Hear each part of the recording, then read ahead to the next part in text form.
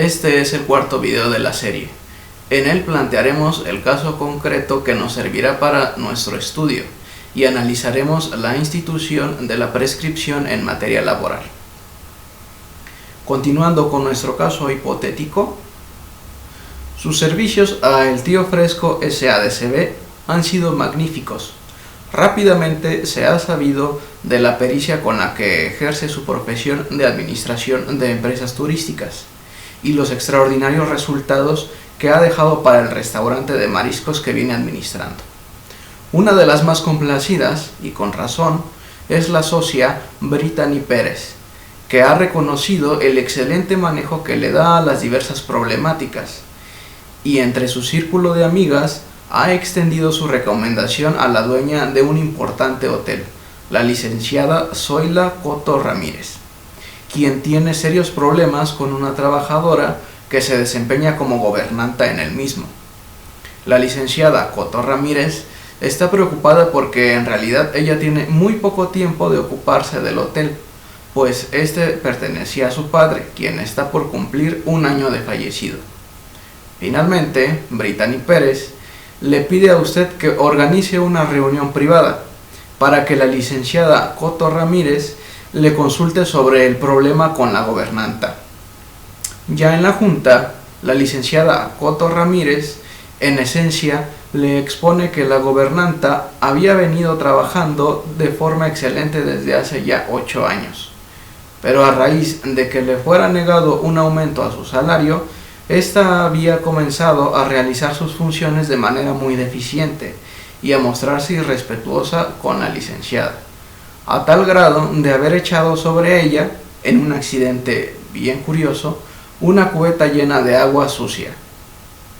Sin que le dé a usted oportunidad de plantear alguna idea, la licenciada Coto Ramírez le dice terminantemente qué es lo que quiere hacer con la gobernanta. Y es que ella tiene planeado que, al día siguiente, cuando la gobernanta esté en el comedor, es decir, durante su hora de comida, arrastrarla de los cabellos hasta la calle y gritarle que está despedida. Ello a la vista de todo el personal para que, según ella, cunda el ejemplo y sirva de advertencia al demás personal que de ella nadie se va a burlar.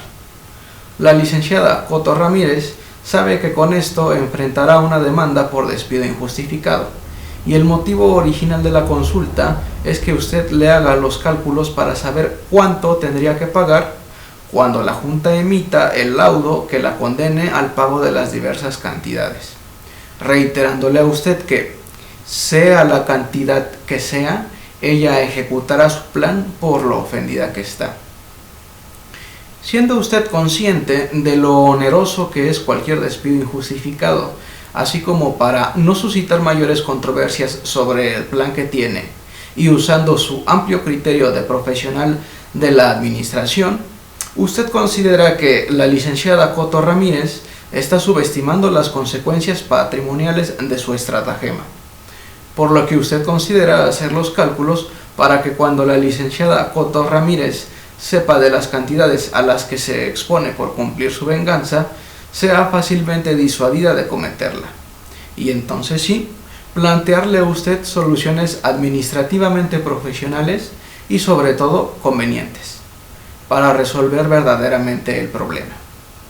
Con esto en mente, usted le pide que aplace sus planes hasta que tenga listos los cálculos.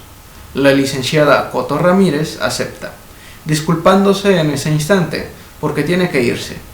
No obstante, le dice que a través de correo electrónico le pide la información que necesite para elaborar los cálculos, saliendo rápidamente de la oficina. El caso es que cuando usted le requiere el expediente de la gobernanta, recibe la siguiente respuesta. Lic, la empleada no tiene expediente. Lo que se viene manejando es anotar en un cuaderno lo que se le va pagando al personal, pero no tengo recibos ni nada parecido. Tampoco tiene contrato por escrito. Pero aquí le paso la información. Fecha de ingreso 10 de mayo del 2016. Días de trabajo de miércoles a lunes. Día de descanso martes. Horario de 8 a 20 horas con 1 hora para comer. Salario 6,000 pesos quincenales.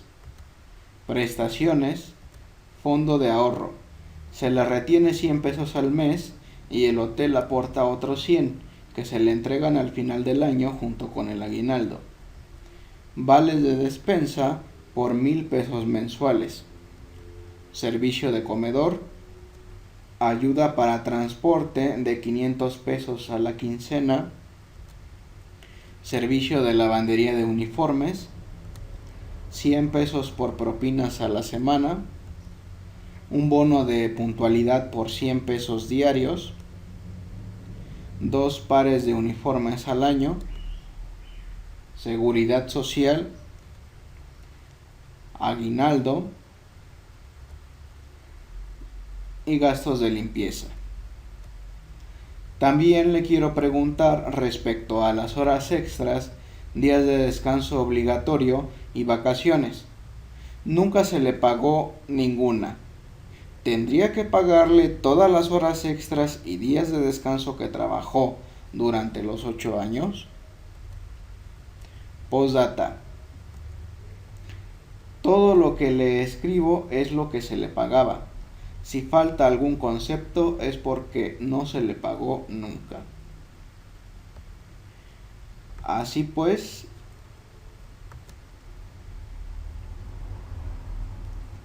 es hora de poner manos a la obra. Lo primero que se tendría que hacer es eliminar las prestaciones que no integran al salario y que por lo tanto no se toman en cuenta para los cálculos. De nuestro caso son el servicio de comedor, el servicio de lavandería de uniformes, los 2 pares de uniformes al año, la seguridad social y los gastos de limpieza, conservando las siguientes que integran el salario: los 6,000 pesos quincenales, el fondo de ahorro, los vales de despensa, la ayuda para transporte, las propinas, el bono de puntualidad y el aguinaldo, quedándonos de esta manera 7 elementos. El segundo paso es determinar el salario diario ordinario. No hay que olvidar que este es el salario que se integra por la cuota diaria más todas las prestaciones a que el trabajador tenga derecho y le sean brindadas por el desempeño de su labor de manera ordinaria y permanente. Por lo tanto, de los puntos que tenemos, es necesario que nos quedemos con los primeros 6 elementos y eliminar al aguinaldo de nuestro caso en concreto. Recuérdese que si a la gobernanta se le hubieran pagado sus vacaciones, prima vacacional e incluso la prima dominical que veremos le corresponde, también las tendríamos que haber eliminado, porque éstas no forman parte del salario diario ordinario. Es igualmente importante recordar que nos encontramos ante uno de los trabajos considerados como especiales por la Ley Federal del Trabajo, por lo que tenemos que considerar además las disposiciones específicas aplicables en relación al salario diario ordinario. Tener presente lo dispuesto por el primer párrafo del artículo 346, que establece que las propinas siempre formarán parte del salario de los trabajadores. Por lo tanto, siempre debemos de sumar lo relativo a las propinas.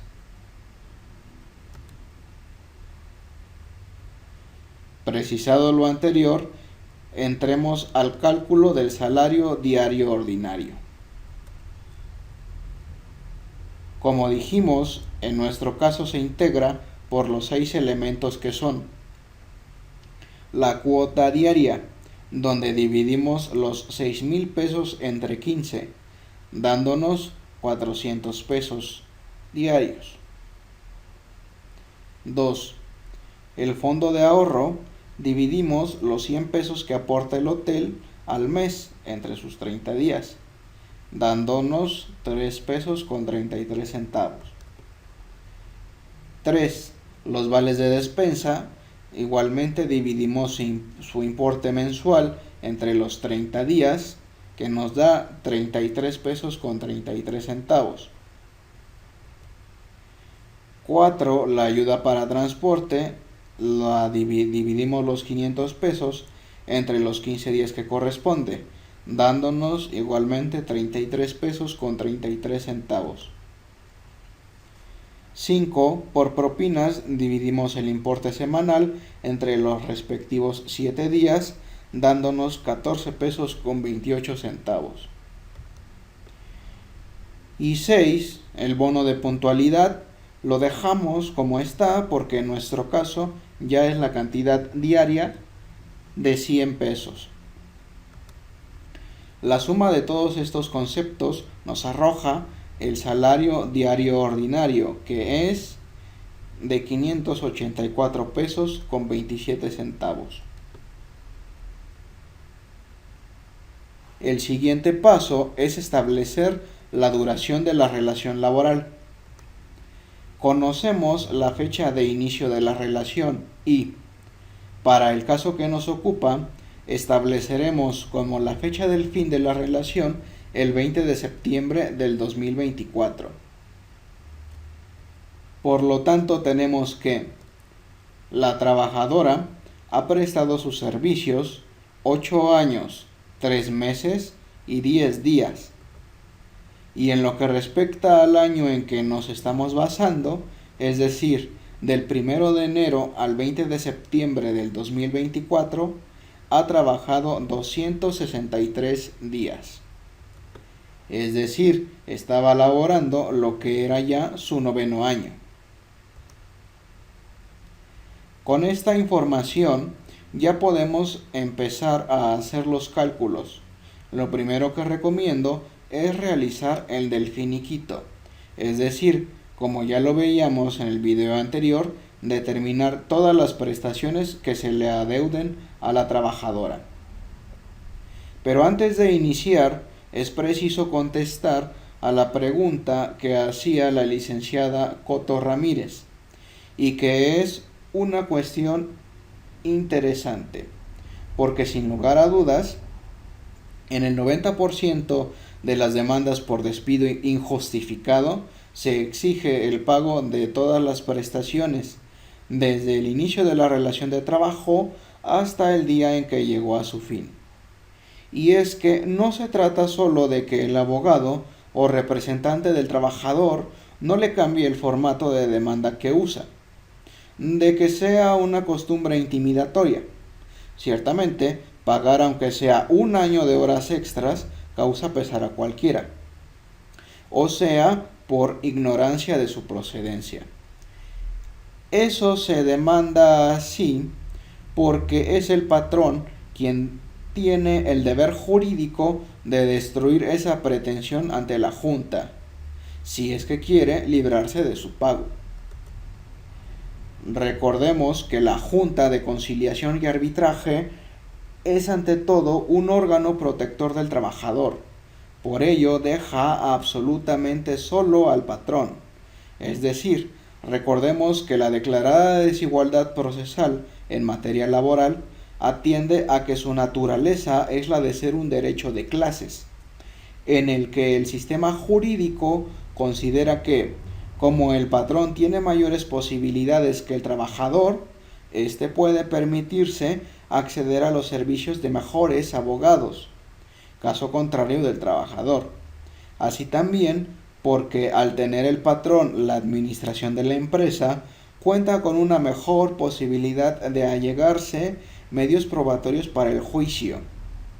La protección a bienes básicos tiene como base el hecho de que la subsistencia del trabajador y de su familia, con todo lo que lleva implícito, depende de su salario y prestaciones inherentes, razón que evidencia para nuestro sistema jurídico la importancia que tiene para el trabajador un litigio derivado de la relación laboral. De esta manera, tenemos jurisprudencia que plantea firme y terminantemente que no se puede aplicar el principio de suplir las deficiencias del patrón, ni actuar en su defensa, incluso cuando se cometan en su contra violaciones manifiestas a la ley. Y es aquí donde encontramos uno de los casos en los que el propio sistema jurídico mexicano acepta que haya una diferencia entre lo sancionado por la ley y lo sucedido en un proceso de impartición de justicia. Para explicar lo anteriormente expuesto en nuestro estudio y para poder contestar a la interrogante de que si las prestaciones se deben de pagar todas las que estén pendientes desde el inicio de la relación laboral, es preciso que analicemos a la prescripción.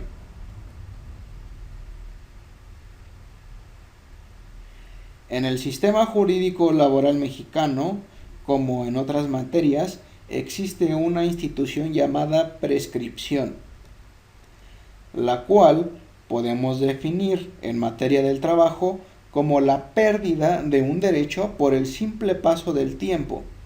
Esta institución, en términos de la Ley Federal del Trabajo, la encontramos de la siguiente manera. En sus artículos 516, 517, 518 y 519. Lo que nos dice la tabla que les expongo es que los derechos, junto con la posibilidad de demandar su cumplimiento enunciados en la parte central, se extinguen por el simple transcurso de los plazos respectivos de la columna de la derecha, sin que el interesado haya promovido para su realización. En esta también encontramos que existen 3 clases de prescripciones específicas, dentro de las cuales vemos una a la que ya nos hemos referido, la del artículo 517, que nos da el plazo de 30 días para ejecutar el despido justificado, conforme a las formalidades estudiadas del artículo 47. Es decir, si nos encontramos en diciembre y un patrón despidiera al trabajador por faltas cometidas en octubre, aunque se haya llevado a cabo la notificación como la estudiamos, por estar fuera de tiempo, nos encontraremos ante un despido injustificado. Por ello es que, en el video donde analizamos el despido, planteamos en la parte del procedimiento, de manera terminante, los 30 días como marco de tiempo en el cual se debe de proceder. La segunda prescripción específica es la establecida por el artículo 518, de la cual también adelantamos, y son los 2 meses con los que cuenta el trabajador para promover ante la Junta su demanda por despido injustificado, que son contados a partir del día siguiente de la disolución. Al respecto, es oportuno reiterar que la Junta no se encarga de computar estos plazos, por lo que, aunque del escrito de demanda se observe que al trabajador se le ha agotado el tiempo para demandar, la Junta de todos modos admitirá la demanda y será el patrón quien tenga que hacer valer dentro del proceso la excepción que señale que el trabajador ha perdido su derecho a demandar el despido injustificado. La tercera prescripción específica es la establecida por el artículo 519. Esta comprende el plazo más amplio, 2 años, y de ella solo comentaremos, para no alejarnos de nuestro estudio, que la prescripción corre respectivamente desde el momento en que se determine el grado de la incapacidad para el trabajo, desde la fecha de la muerte del trabajador y desde el día siguiente al en que hubiese quedado notificado el laudo de la Junta o aprobado el convenio. Finalmente, la cuarta prescripción no es específica, sino que aplica de manera general a todos los demás casos, evidentemente, que no tengan sancionado un plazo concreto. Esta es la que en particular ahora nos interesa, para contestar la pregunta, porque del artículo 516, que es el que la prevé, se concluye que el derecho al pago de las prestaciones, cualquiera que éstas sean, se prescriben en el plazo de 1 año, contado a partir del día siguiente a la fecha en que sea exigible. Por ejemplo, en materia de aguinaldos, si el contrato establece que se entregará el segundo martes del mes de diciembre, recuérdese que de acuerdo al artículo 87 debe entregarse antes del 20 de diciembre, y este 2013 ese martes fue en fecha 10 de diciembre, si al trabajador no le fuera pagado, tiene hasta el 11 de diciembre del 2014, recuérdese que la prescripción se cuenta a partir del día siguiente a la fecha en que sea exigible, para exigir su pago promoviendo la demanda respectiva ante la Junta de Conciliación y Arbitraje. Si no lo hace, la ley contempla que ha perdido su derecho de aguinaldo del 2013. Ahora bien, con lo anterior quedaría entendido que solo son procedentes de hacer los pagos de las prestaciones del último año.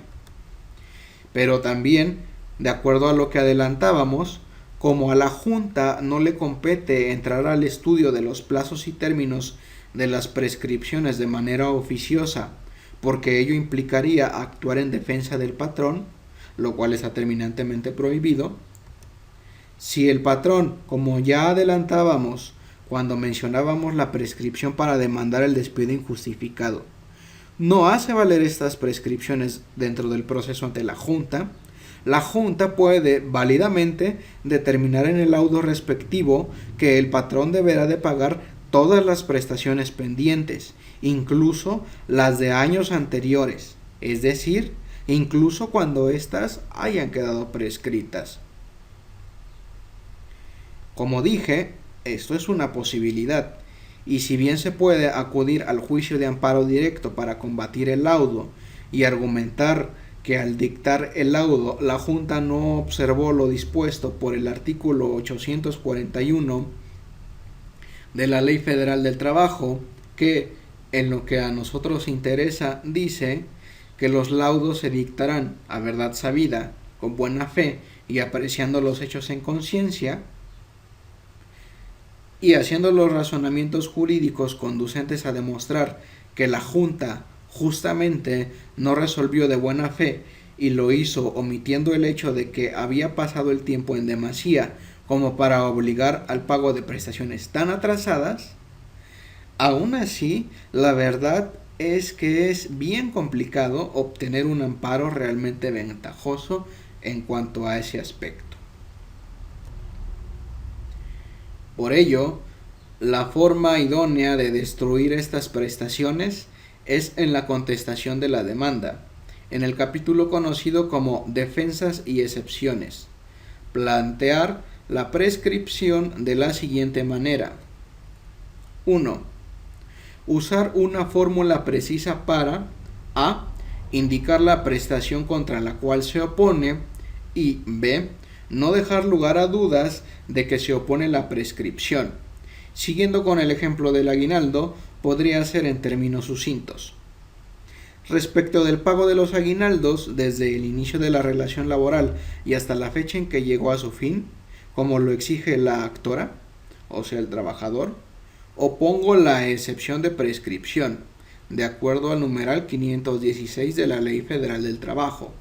Y 2. La indicación del momento en que nació el derecho de la contraparte para hacerlo valer, y la correlativa fecha en que dicho derecho se extinguió, por haber transcurrido el plazo fijado por la ley. Continuaríamos exponiendo. ya que la prescripción comenzó a correr el 12 de diciembre del 2012, de acuerdo a lo pactado en el contrato en relación con la fecha de pago del aguinaldo, estipulada para el segundo martes de diciembre, que en el concreto fue el día 11 del referido mes, extinguiéndose su derecho el pasado 12 de diciembre del 2013, por haber transcurrido el plazo de un año contemplado por el artículo 516, sin que la hora actora promoviera por su supuesta falta de pago, quedando pendientes únicamente las adeudadas dentro del término del año aludido, que en nuestro ejemplo del aguinaldo es correspondiente al importe del 2013 y la parte proporcional del 2014. Entonces, sintetizando, la respuesta a la pregunta de ¿en el proceso laboral se tienen que pagar todas las prestaciones adeudadas desde que inició la relación laboral hasta su fin? Es no, siempre y cuando se haga valer la excepción de prescripción ante la Junta de Conciliación y Arbitraje. ¿Y cuáles son entonces las prestaciones que se deben de pagar? Solo las pendientes por el último año y las proporcionales al año correspondiente.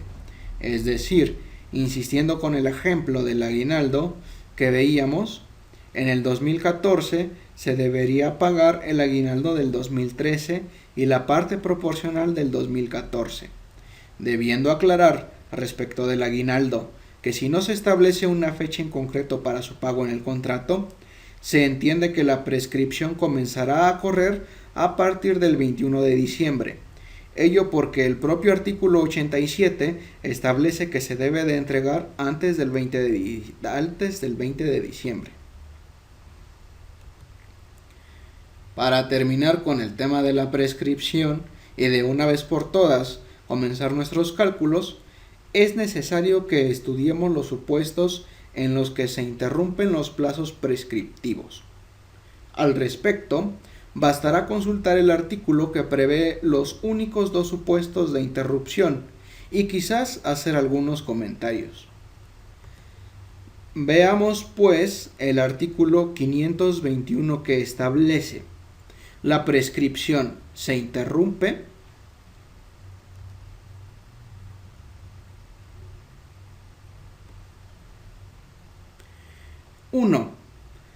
por la sola presentación de la demanda o de cualquiera promoción ante la Junta de Conciliación y Arbitraje, independientemente de la fecha de la notificación. No es obstáculo para la interrupción que la Junta sea incompetente. Y 2. Si la persona a cuyo favor corre la prescripción reconoce el derecho de aquella contra quien prescribe, de palabra, por escrito o por hechos indudables. Comentemos el primer caso. Imaginemos que un mesero se presenta con normalidad a su trabajo, un bar en la ciudad de Celaya, pero ya no lo dejan entrar porque en ese momento le avisan que fue despedido. Esto ocurre el 20 de mayo del 2013. Esto significa que la prescripción para demandar por el despido injustificado empezará a correr a partir del 21 de mayo. Y de acuerdo a los 2 meses establecidos por el artículo 518, el término sería el 21 de julio. Ahora, también es preciso aclarar que, cuando la ley en estos casos dice meses o años, se tienen que contar de acuerdo a los meses naturales calendario que ocurra. E igualmente, cuando el término recaiga en un día inhábil para la Junta, como es el caso de nuestro ejemplo, porque el 21 de julio fue domingo, se extenderá el término hasta el día hábil siguiente, o sea, el lunes 22 de julio del 2013. Estas reglas las encontramos en el artículo 522 de la ley. Entonces, si el mesero el día lunes 22 de julio a mediodía se despertara en Acapulco y en ese preciso momento decidiera demandar a su expatrón, válidamente puede, 5 minutos antes de que la Junta Local de Acapulco cierre, ingresar un escrito en el que plantee la demanda por despido injustificado en contra de su patrón, señalando su domicilio, la actividad a la que se dedica y firmándolo. Este escrito ni siquiera tendría que ser meticuloso, incluso lo podría hacer a mano. Y con este solo acto, la prescripción quedaría interrumpida en términos del artículo 712 de la Ley Federal del Trabajo. Ya con posterioridad, lo que haría la Junta de Acapulco es declararse incompetente y enviar el escrito a la competente de Guanajuato. Una vez en la Junta de Guanajuato, se le pediría al trabajador que subsane su escrito de demanda antes de emplazar al patrón, de manera que la fecha de presentación se fijaría en el día límite para que prescribiera su derecho. De igual manera, la prescripción para las demás prestaciones quedaría interrumpida en el día de la presentación lunes 22 de julio, por lo que no importa si el trámite del asunto se extiende hasta el 2015. Para el pago de las prestaciones, si se plantea la excepción de prescripción, se debe de empezar a contar el año que fija como el plazo del artículo 516, precisamente del 22 de julio del 2013 hacia atrás.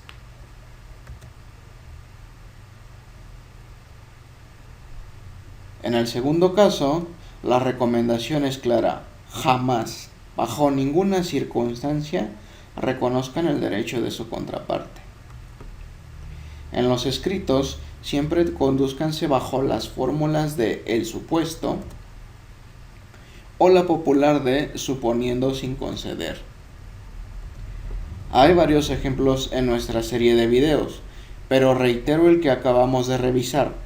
Si fijan su atención, cuando pongo el ejemplo de la excepción de prescripción, digo: extinguiéndose su derecho el pasado 12 de diciembre del 2013 por haber transcurrido el plazo de un año contemplado por el artículo 516 sin que la ahora actora promoviera por su supuesta falta de pago.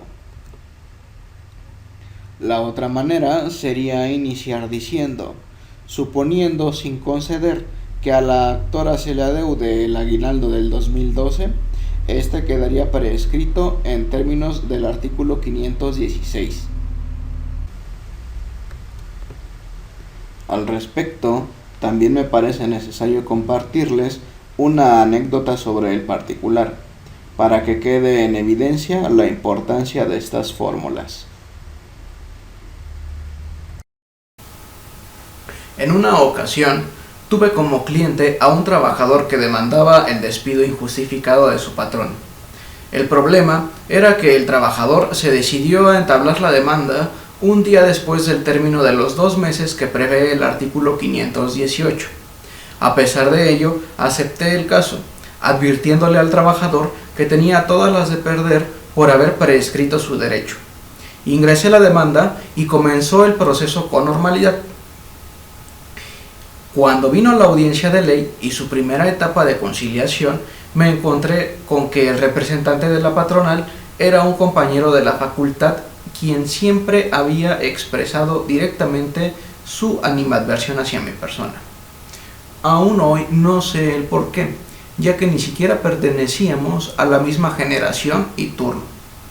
Él me dijo que no estaba interesado en llegar a ningún acuerdo, especialmente por tratarse de mí, y me advirtió que opondría la temida excepción de prescripción.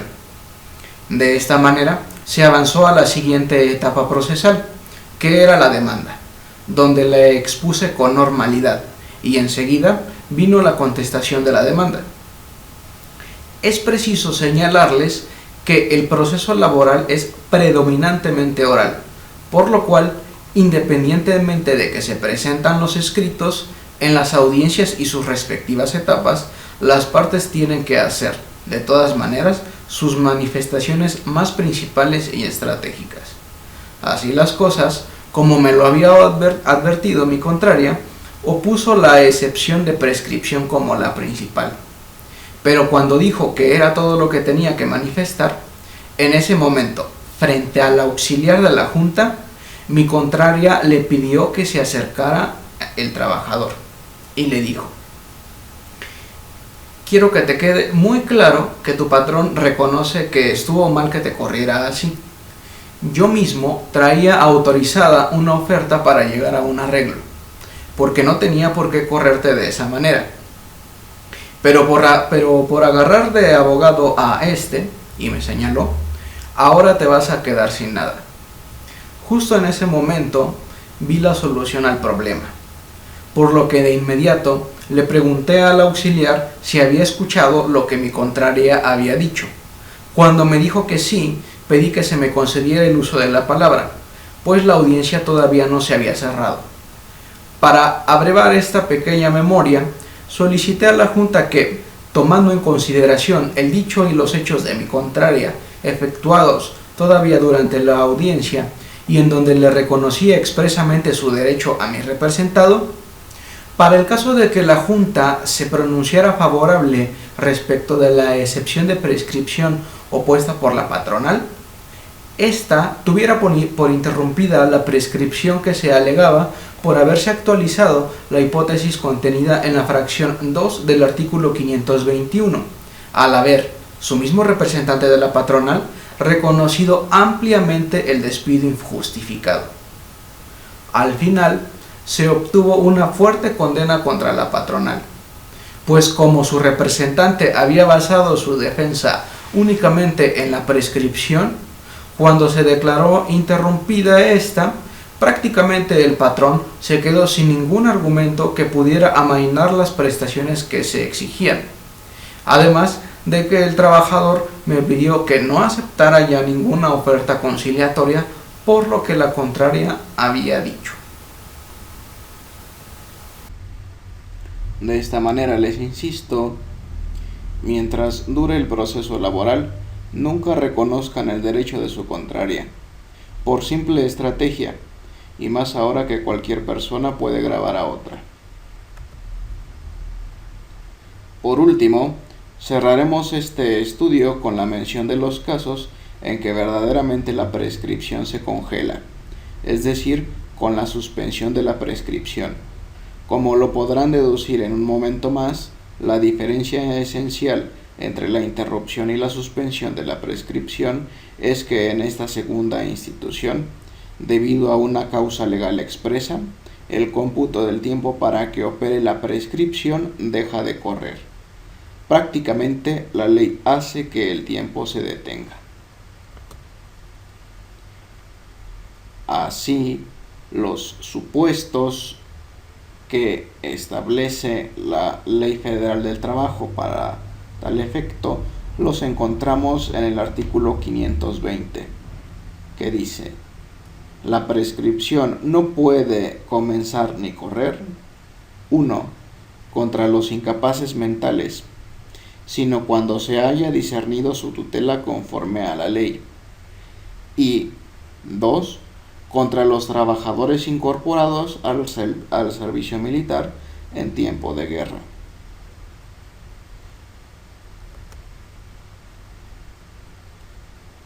Ahora sí, tenemos los elementos necesarios para hacer los cálculos en base al caso expuesto de la licenciada Coto Ramírez, los cuales se agotarán por practicidad en el manejo de información en el siguiente video.